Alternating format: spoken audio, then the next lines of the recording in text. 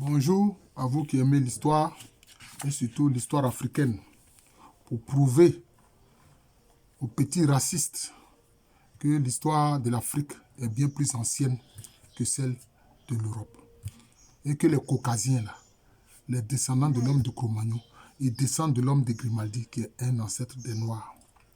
Alors, il y a un frère qui m'a contacté, je crois qu'il vit quelque part en Occident, en Europe, et il m'a dit de parler des nanafoués. Et il a parlé des nanafoués d'une localité précise, comme si ceux-là, ils sont différents des autres nanafoués. Ils ne sont pas différents des autres nanafoués. À partir du moment où vous voyez le nom nanafoué, c'est que c'est le même peuple. Alors, en fait, qui sont les nanafoués? Donc, je vais faire des précisions ici.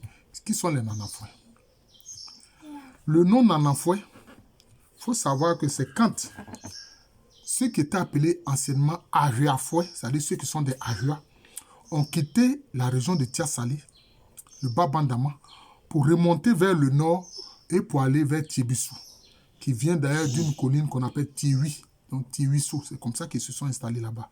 Et quand ils se sont installés là-bas, ils ont pris le nom de Nanafoué, c'est-à-dire Nana Momboy Fouamo, c'est-à-dire ceux qui descendent des ancêtres. Pourquoi? Parce que le nom Ahua, à l'origine, il faut savoir une chose. C'est le nom d'un matriclan, comme il y en avait dans le monde Akan. Il y avait des matriclans. Et c'est le matriclan qui a pour symbole le chien et le feu. Ahua, ça vient du toit, tu as dit le chien. Ce clan-là, chez les Ashanti, chez les Brons, ils appellent ça Aduana Abrade. Aduana, ça veut dire le clan du chien, mais c'est-à-dire de ceux qui ont apprivoisé le chien et domestiqué le feu. C'est pour ça que chez les Zma, quand on parle d'Indouafou, justement, ce clan d'Indouafou, c'est ceux qui ont apprivoisé le chien, qui était un loup, et qui ont domestiqué le feu. Voilà. On dit que c'est le premier clan qui a quitté le lieu de la création, donc la vallée du Nil de l'Omo, et qui étaient des chasseurs-cueilleurs. Voilà. C'est pour ça que, bon, ils ont apprivoisé, et puis on ne fait pas. C'est pour ça qu'ils ont apprivoisé le loup, et en ont fait un chien. Voilà, c'est comme ça. Donc, voilà d'où vient le nom des Nanafoué ou des Ahuafoué. Donc, cela veut dire qu'en réalité, les Baoulés Nanafoué et puis les Agnis Ahua sont de même extraction, ils ont les mêmes ancêtres. Ainsi que les Ashanti ou les Brons qui sont Aduana Abradé, ils ont les mêmes ancêtres. Il faut savoir cela. Mais pourquoi est-ce qu'en fait ils ont quitté la région de Tia-Salé pour aller vers la région de Tiebissou ou Tiewissou? C'est parce qu'ils ne se sont pas entendus avec leur frère Aali. En fait, ils ont migré, ils ont migré avec les Aali. Et quand ils se sont installés dans la région de Tia-Salé, ils s'attendaient à une royauté tournante. Voilà, un exercice du pouvoir de la gouvernance de façon tournante. Notamment après le règne de la reine Tanwadjo, qui était la reine des Ali. Et ils s'attendaient à gouverner. Mais les Ali ont refusé. C'est comme ça que ceux qui n'étaient pas contents, ils ont quitté la région de Tia-Salé. C'est bien que dans les traditions des Nanafoué, vous dites que nous étions dans la région de Tia-Salé. Et ceux qui sont restés non loin de Tia-Salé, et ils ont gardé le nom Ahua. C'est eux qui sont à Ahua et puis Ahuasso. Vous comprenez? Voilà, donc c'est ça en fait. C'est ça l'origine des Nanafoué. Donc ceux qui descendent des ancêtres, Nana Mombe Fouemo. Donc c'est ça. Voilà. Et c'est de là que ça vient.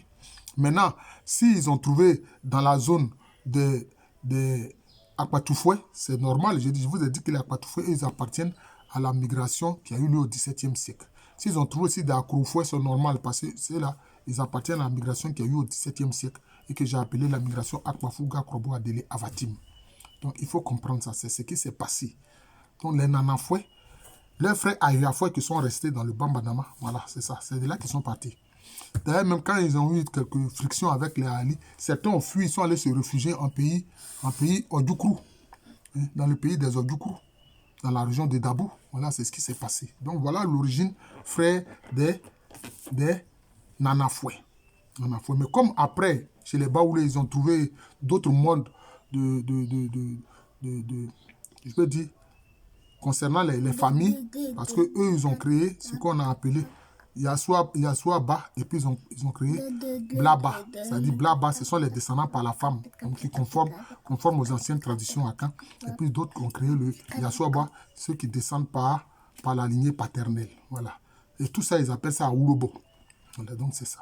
Donc frère, Voici l'origine des Ahua. Si tu es, pardon, des Nanafoué. Si tu es Nanafoué, sache qu'en fait, toi et puis les amis Ahua là, vous avez les mêmes ancêtres. Un symbole, le chien et le feu. Voilà. Et si vous partez en pays Ashanti, en pays Bron, on vous demande de quel clan vous êtes.